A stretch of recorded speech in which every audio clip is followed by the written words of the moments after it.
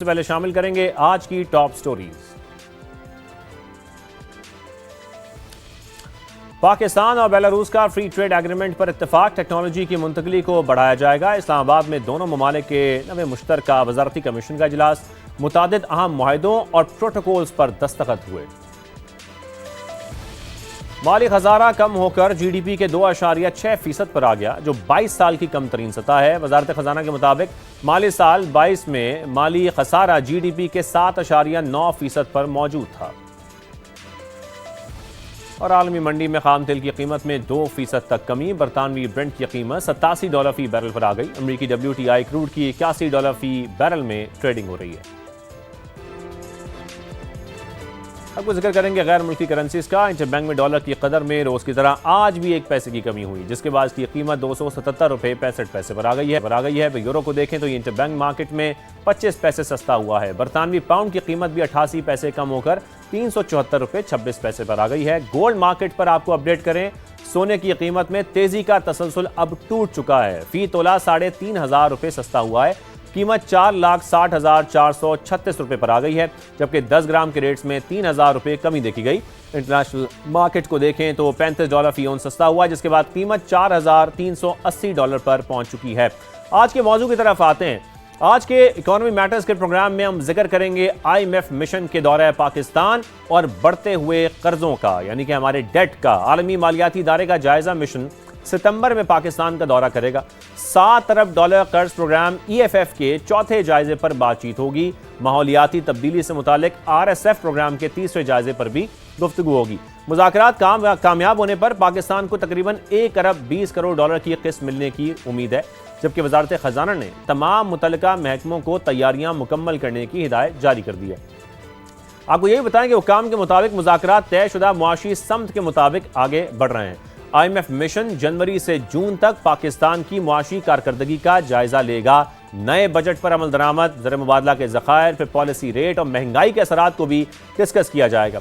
अगर बात की जाए IMF और पाकिस्तान के मुज़ाकरात की, तो जहां मुआशी इस्लाहात पर अमल दरामद का मामला आगे बढ़ रहा है, वहीं कुछ अहदाफ पूरे करने में हुकूमत को मुश्किलात का भी सामना देखा जा रहा है।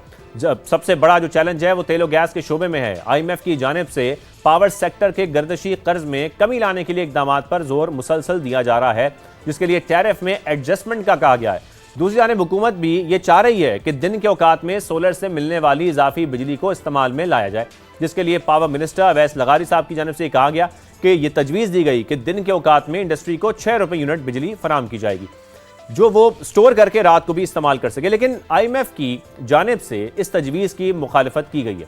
एक और अहम मामला है गैस रेट्स में एडजस्टमेंट या इजाफे का। आलमी मालियाती इदारे की जानिब से हर 6 माह बाद गैस रेट्स में इजाफे की तजवीज़ दी गई थी, जिस पर मुकम्मल तौर पर अमल दरामद नहीं हो सका।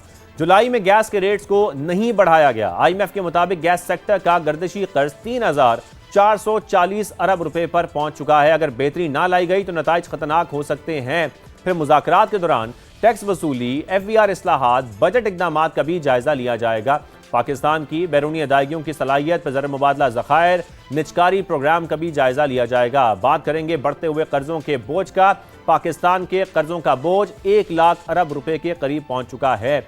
स्टेट बैंक के आदाद-ओ-शुमार के मुताबिक जून के इख्तिताम पर मुल्क का मजमूई कर्ज 99,600 अरब पर पहुंच चुका है। एक साल में 5,200 अरब का इजाफा हुआ है। फिर हुकूमत के कर्जों की बात करें तो इसका वॉल्यूम 83,600 अरब पर पहुंच चुका है। ये एक साल में 7.4% का बड़ा इजाफा है।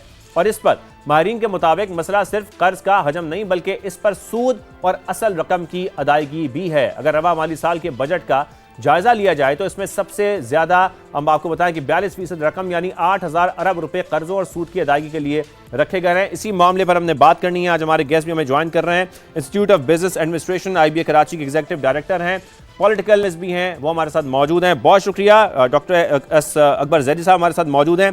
अकबर साहब, इस हवाले से हम गुफ्तगू का आगाज़ करना चाहते हैं कि IMF के जो EFF प्रोग्राम का ये चौथा रिव्यू है, ये पाकिस्तान के लिए हम कह सकते हैं एक फॉर्मल रिव्यू होगा या इस बार कुछ बड़े चैलेंजेस सामने आ सकते हैं? अकबर साहब, इससे पहले वाला हुआ था और उसके बाद जो बजट आया था वो लग ये रहा था कि उसमें ज़रा सख्ती वगैरह की जाएगी, लेकिन ऐसा नहीं था।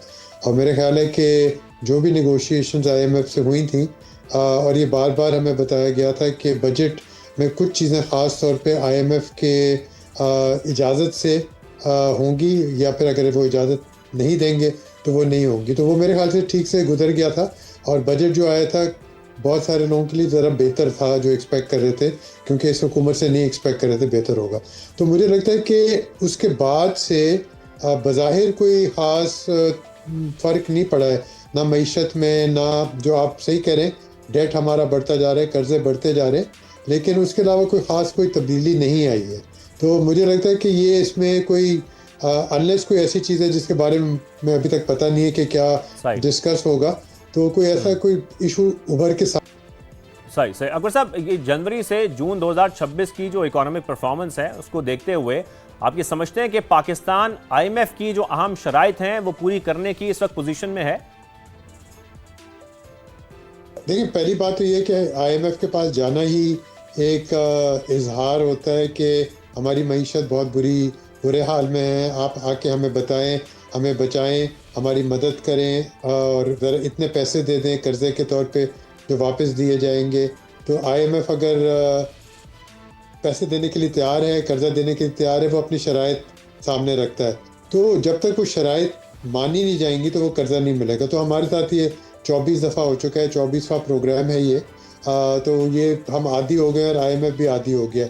मुझे लगता है कि इस दफ़ा ज़रा जिस तरह IMF का प्रोग्राम चलाया जा रहा है और जिस तरह उससे उनके जो क्या कहें, डिमांड्स कह लें, तजावीज़ कह लें, जो आप कहना चाहते हैं, मेरे ख्याल है उस पर अमल ज़्यादा किया जा रहा है। तो फ़िलहाल तो कोई इतनी जो बुराई हुई है, जो नुकसान हुआ है, वो अपनी जगह। मईशत बुनियादी तौर पे उसका मकसद ये होता है IMF का कि आप ज़्यादा एक्सपैंड नहीं कर सकते, आपकी जो ग्रोथ रेट होती है, शरह नमू जो होती है, वो ज़्यादा आगे बढ़ती नहीं है। तो हमारी 3% थी, मेरे ख्याल है इस साल भी, अभी तो खैर 1 महीना ही हुआ है, बड़ा मुश्किल है कहना, लेकिन 3% ही अगर 3-3.5% हो सकती है। तो IMF की शराइत को मानते हुए हमें फिर वो मज़ीद कर्ज़े देते हैं। तरीका ये होता है, वो एग्री करते हैं कि आपको 3 साल के अंदर इतने पैसे दे दिए जाएंगे, और आप अगर ये करते जाएंगे तो फिर आपको पैसे मिलते जाएंगे। तो हमें क्योंकि अभी तक वो ज़रूरत है उन पैसों की, उन शराइत को मानने की। लेकिन अफसोस की बात यह है कि हमारी हुकूमत ने कोई बुनियादी तौर पे रिफॉर्म्स जिसे कहा जाता है, जो तजावीज़ हम खुद पेश कर सकते हैं, IMF के सामने रख सकते हैं, वो नहीं पेश की। तो ये एक बहुत है कि IMF के कहने पे हम बहुत सारी चीज़ें मान लेते हैं क्योंकि हमें पैसे मिल रहे हैं। तो ये खेल चल रहा है। तो अफसोस की बात है कि हुकूमत को चाहिए था कि ज़रा अपने प्रोग्राम बताती, आगे किस तरह बढ़ेंगे, हमें कुछ नहीं पता। यानी कि आपके मुताबिक हम IMF की शराइत मान लेते हैं लेकिन रिफॉर्म्स किसी किस्म के नहीं कर रहे, और हम हर IMF प्रोग्राम में टैक्स टू GDP जो रेशो है वो बढ़ाने की बात सुनते हैं। अकबर साहब, इस बार भी IMF का जो सबसे ज़्यादा फोकस होगा वो टैक्स कलेक्शन पर